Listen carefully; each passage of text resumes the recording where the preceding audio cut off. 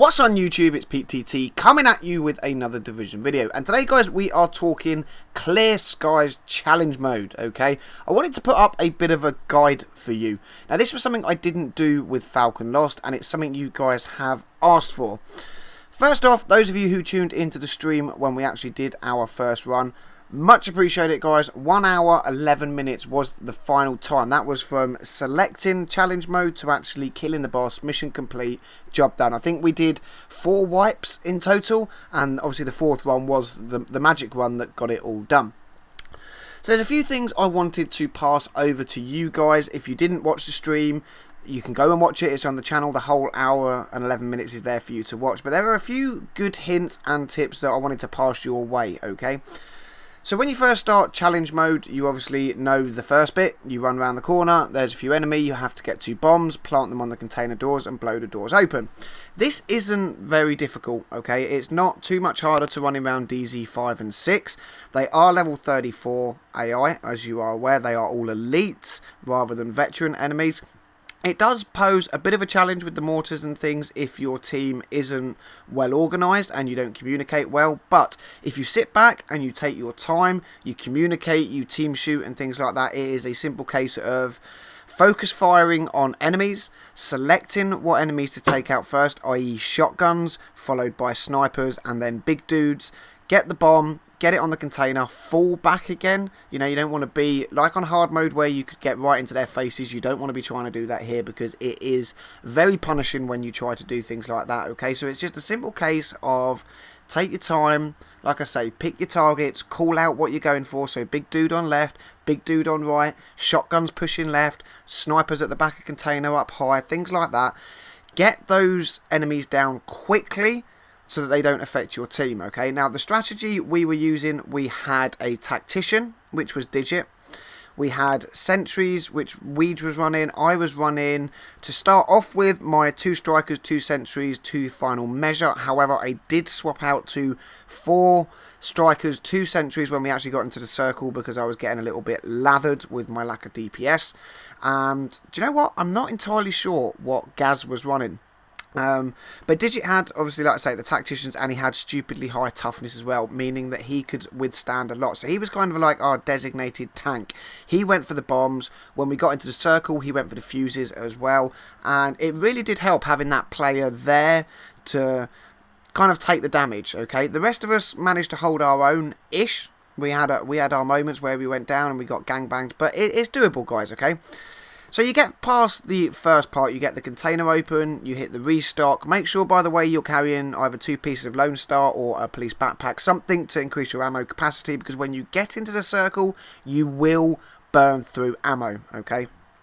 Now, the strategy we ended up using, the final run to complete it, is we went over the left side. So from the ammo crate, turn left, up onto like the lorry, drop down, and when you drop down you will find like a little building with a few pieces of cover on it. Now you can actually all take cover on that. There's plenty of room to move around and get out of like the red circle when the mortar fires at you, so you can do that. Didgit then snuck through the middle without setting the AI off to turn off the PC, and then he came back to us. From there we moved left and we used 6 skills to get the first fuse back to kind of the back left corner. Right, then we shifted our focus right, because at this point, having got the fuse back, having aggroed the AI, having started to shoot them and take a few of them down, the next wave spawned and they kind of all rushed onto that back left corner.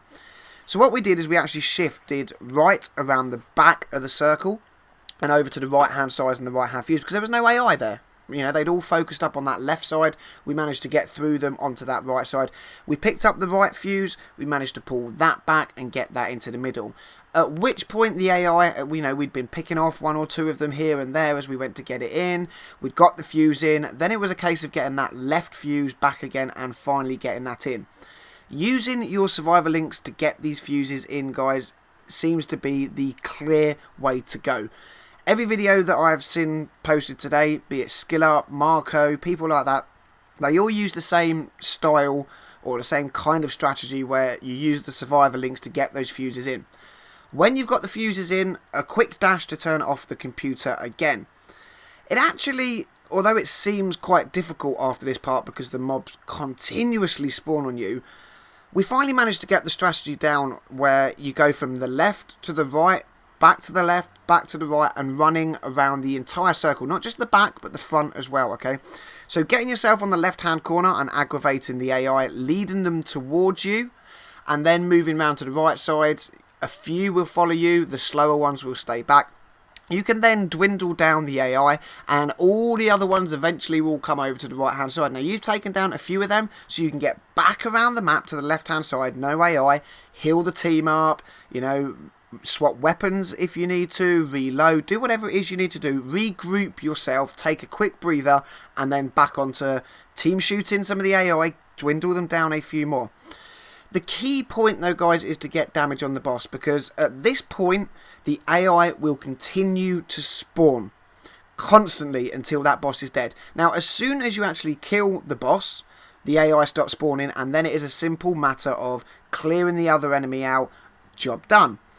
You've got to bear in mind though, guys, even when the boss is down, you can still wipe it. If the AI take the rest of you out, you will wipe, you will start again. So the strategy we use, like I said, run around the entire circle, leading the AI round in little packs. It's a little bit like Black Ops 2 zombies, you know, where you used to chain the zombies together when you were waiting for someone to hit the pack-a-punch or get ammo, or if they were AFK. Similar thing to that. The AI are very stupid when it gets into the circle, right? They will just stick together in big groups and follow you around, meaning you can get around quicker than them if you're using your self heals and maybe even a sig or two.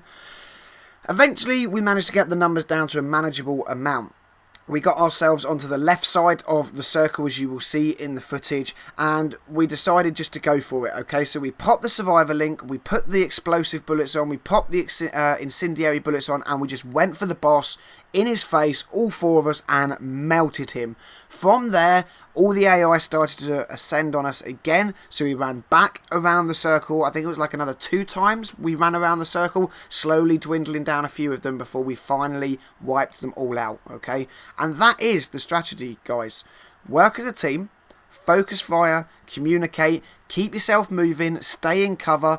Now, talking of cover, using things like smart cover we found were very, very good when you remember to use them. A lot of the time we completely forgot we had smart cover on and were out of cover trying to do damage and get lines of sight. Stay in smart cover. Another good thing, if you watch the entire stream, you will know that Gaz was streaming on Twitch as well. And one of the subscribers said, look, your shock turrets and your flame turrets aren't doing much in the way of crowd control. Why don't you use Seeker Mine gas grenades? And we thought, well, I don't think they're actually going to do anything. You know, I openly said I don't think it's going to work. But you know what, guys? It did. Both myself and Gaz were running Seeker Mines with gas charge, and it is amazing crowd control. It takes the AI out of cover, it slows them down, it disorientates them, they stop firing at you, giving you, especially with the big guys, okay, it gives you those few moments where you can concentrate fire without taking damage and get them down quickly. So my recommendation to you is that everybody on the team runs self-heal. You have the highest person with skill power run Pulse, the second highest run Smart Cover, and the other 2 guys run Seeker Mine. That is how we did it, and obviously, like I said, we all had our self-heal to keep ourselves alive. 4 players running Survivor Link is, I would say, a must. I'm sure we're going to find quicker ways to do this and easier ways to do it. And as we do, I will bring you other videos showing you quicker ways of doing it. Maybe there's a few little cheat spots that you can get into where it makes killing the AI or funneling the AI into kind of an ambush style mode a bit easier. As we kind of finalise the strategy and the way we like to do it, the more we play it, I will obviously update this video, so stay tuned for it, guys. Okay, let me know in the comment section down below what you think. I personally love this challenge mode. I prefer it over Falcon Lost. I really do. I look forward to running it each week. But you know, some of you guys, I know, I've seen it on Twitter, aren't over keen on it. Let me know down below what you think. All right, give me a thumbs up if you like this video, and it does indeed help. Don't forget to subscribe to the channel for Division videos, because there is a ton coming your way that I am working on, okay? And as always, agents, thank you very much for watching. Until that next video, I will catch you all soon.